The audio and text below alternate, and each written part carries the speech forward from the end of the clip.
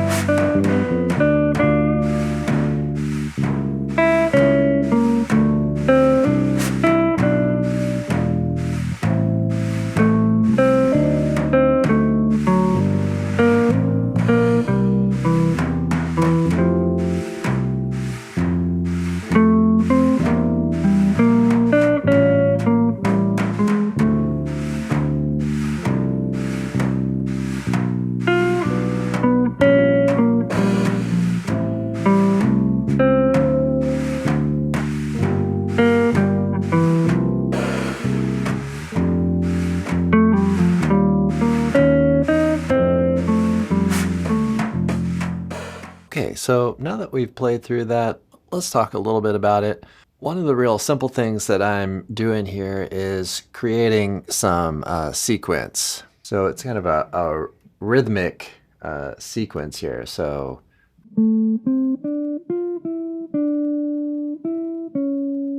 okay, so that's a rhythm that I'm playing, and then I'm going to play basically kind of the same rhythm, just maybe with just a slight variation to, or just a little kind of grace note added in there.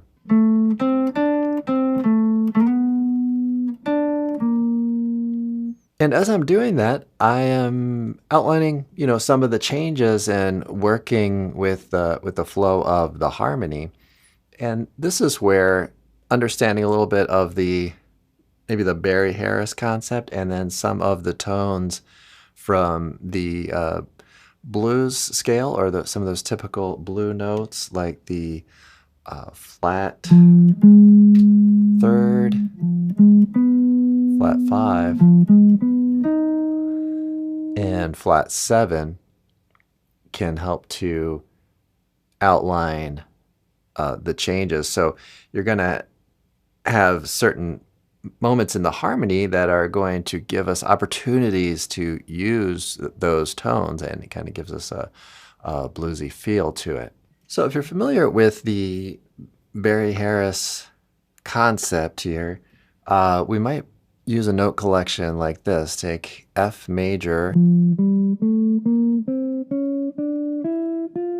and place a passing tone between the C and the D. And notice when the chord progression goes from the E minor 7 flat 5 to the A7, it really gives us an opportunity to actually not even use that as a passing tone, but actually play that solidly, that C sharp, on the A7, right? So if you're aware of this concept and aware of how that works in that note, then this note will feel very familiar. This is also a part of what's called the major bebop scale. So now in that second phrase that I played, so that was involved with the first phrase, which we end that short phrase on the C sharp. And then our next short phrase, we end up playing a B natural or a C flat, and that's going to line right up with this G over B sound. Right now I'm playing a voicing that is G7 over B. But notice that B natural is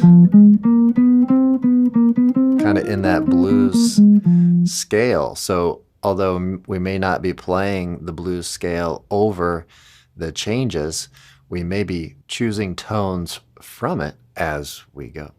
So some other things to consider here, we sometimes want to work at outlining some changes. So a lot of times in a standard type tune, you're going to have something called secondary dominance, right? So if we have an A minor and that's going to a D7, then we might play a change like in measure 5 where we play,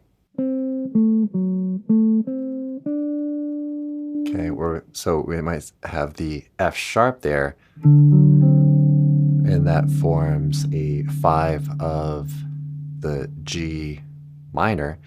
So we can view that as a closely related key, borrowing from the key of 2 flats, G minor. Now towards the end of this section here, we lead into the next section with a line that goes like this. Okay, which sounds pretty bluesy in the context of the tune because we're playing that flat 3 and it's leading into the third. So depending on the perspective you're taking, you might say, okay, well, maybe that's just simply a passing tone. Now, another thing is that the chordal player may be playing the C7 sharp 5. So the sharp 5 of the C7 is the flat third in our tonality, the key of F, right? So there's an opportunity to use the blues scale selectively, a tone from it, and still work with the chord that is underlying it. So chords give us these opportunities to work in the blues scale, or simply the tones of that scale. So rather than playing the blues scale over it, we're looking for opportunities to play the flat third, the flat 5, and the flat 7 that work in the context of the progression. Let's talk a little bit about the bridge part. Here in the etude, we're using some sequence.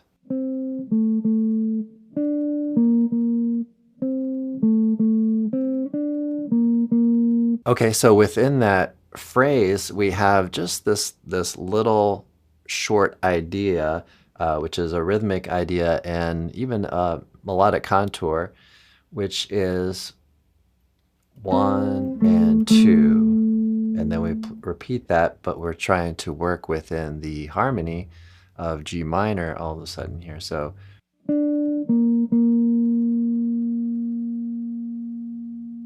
okay, and then we basically repeat that and have a little bit of a variation. we just really added one note. But notice that we're almost essentially playing that same exact thing, but we're playing through the changes.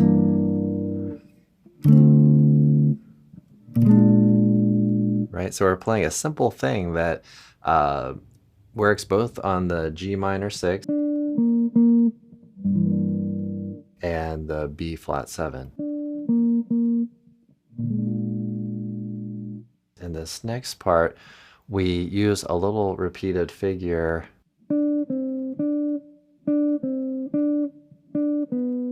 and we can adapt that figure to the harmony. And you'll find this a lot in even like classical music where you might have a repeated line and the notes just start to adjust to the harmony. So let's play the figure. So it's almost like you have an accompaniment line going on, because we're going to have this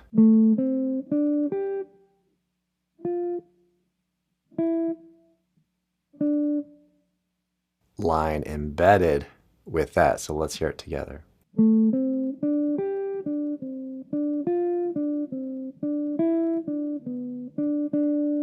Okay, and then so just general awareness of the harmony as you're coming up with these ideas of your own, adapting your line to what's going on with the harmony underneath. So we can play thematic material, we can use sequences, and then we can also simply outline chord changes very clearly. So in the second half of the B section, we have this diminished arpeggio. Okay, and then it kind of resolves into this D minor sound. And then we're going to have a 2-5 to the key of the 3 chord. Then we're going to cycle back 3, 6, 2, 5. And here we're simply outlining the changes, guiding the listener through the harmony, basically.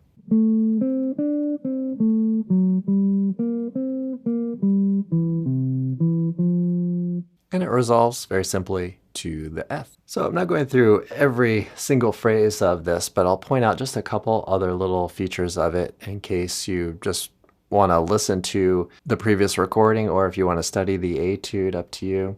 But we have this other line with a chromatic passing tone. Okay, so let's play through that a little bit.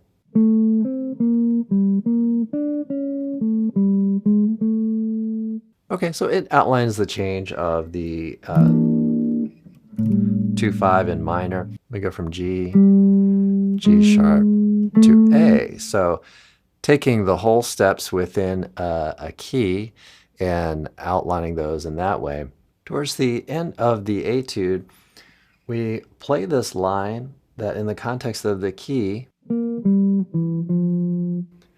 sounds very final, and it's a pretty serious dissonance on the C7. So it has sort of a dual nature to it where it feels like really kind of a question because in the context of the current harmony, it doesn't resolve, but in the context of the overall tonality, it does. So it's a little contradictory. So you can use that to end a phrase on a dominant 7 to create a little tension, a little bit of a question. Another perspective on that is to think about resolving to the tonic before the tonic comes in. So if this is landing on beat 3, 2 beats before the F actually arrives. And then we respond to it.